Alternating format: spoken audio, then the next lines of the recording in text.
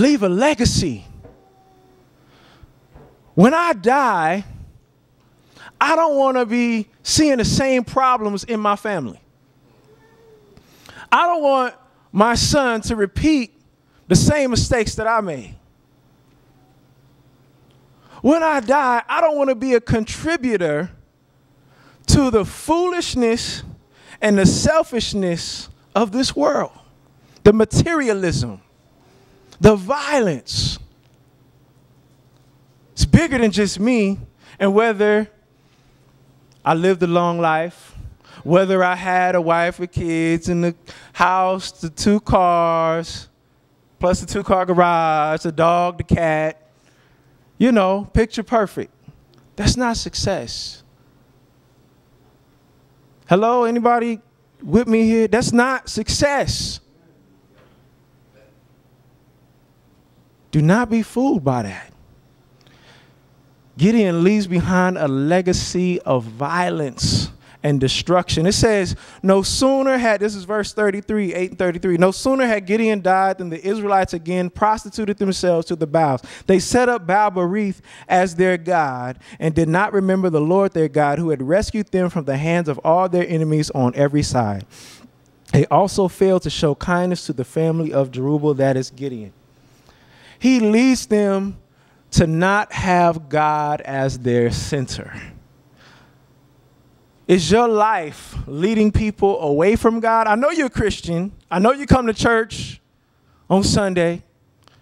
I know you go to small group. I know you probably have a bumper sticker, 95.9 The Fish. You know, all those cheesy bumper stickers you see.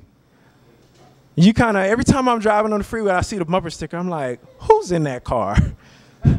Are they living even close? Is their life closely resembling that sticker?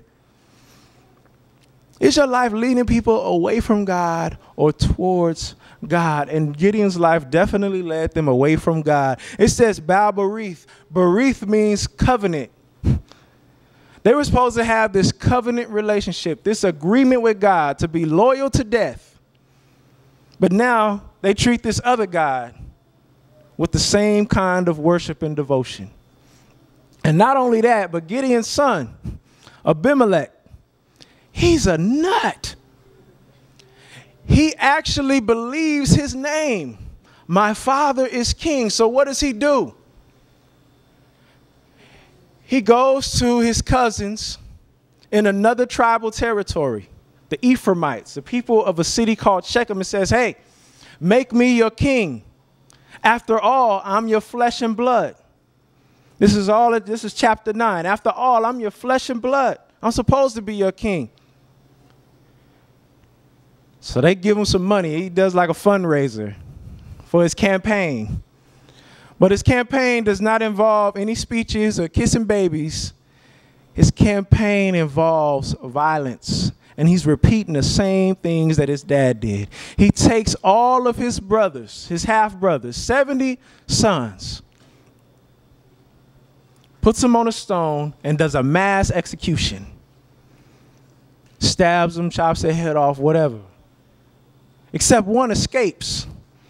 His name is Jotham.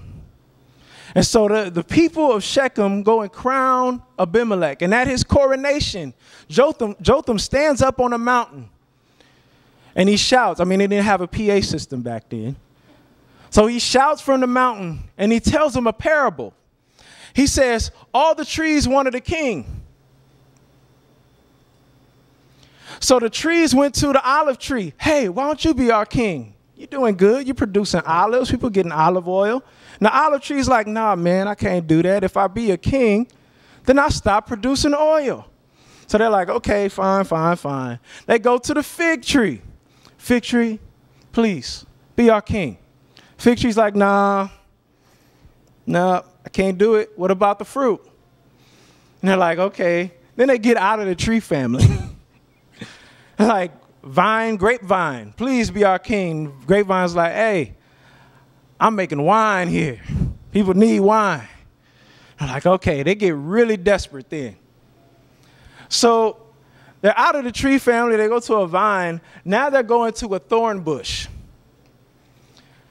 Thorn bush, please, we need somebody to help us. Be our king. The thorn bush is like, okay. It's usually the people that can't do anything. A lot of times they're the most willing. It's like, we need people to sing. Ah, I want to do it. It's like, you can't sing. Doesn't work. So the thorn bush says, come on, come to my shade. The ironic thing is, a thorn bush doesn't have shade. Come be under my shade and I'll be king over you. But then fire comes out from the thorn bush and burns up all the other trees. And Jotham says, this is what's going to happen to you. You crowned Abimelech, this shady guy, as your king, who doesn't care about you, doesn't care about the community, doesn't care about anything, and you want him to be your king. Well, he'll be your king, and he's going to ruin everything. You're going to kill each other. And so what happens? They see Jotham. They try to catch him and kill him. He escapes, never to be seen again. 3 years pass, and there's a spirit of conflict. A spirit of conflict.